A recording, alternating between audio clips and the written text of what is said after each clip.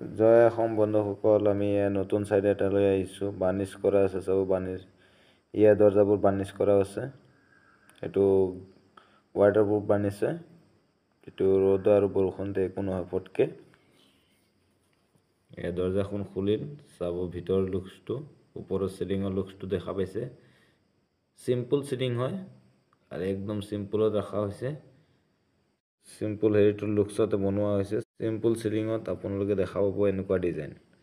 এই দৰ্জাখন দেখা পাই আছে, এখনৰ বিষয়েও কম। এখন চাওক দৰ্জাখন কেনেকুৱা লাগিছে, এবাৰ জনাব। এই চাওক লুকছটো চিম্পল, খালি সাইড দিয়ে আছে চিলিংখনৰ।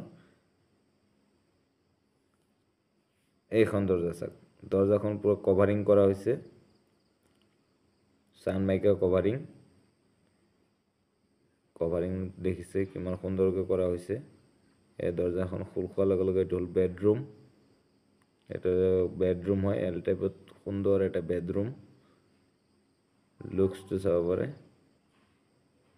সুন্দৰ এটা লুকছ দিয়া হৈছে, গুড লুকছ চাব পাৰে। এখন দৰ্জা আছে, এখন বেলকনি আছে, কিটো সাইডে বেলকনিখন আছে এইফালে। এইটো বাথৰুম হয়।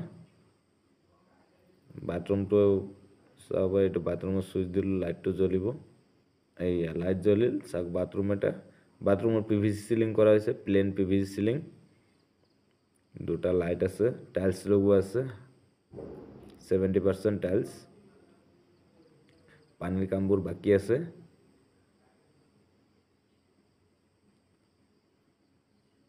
এইয়া চাওক।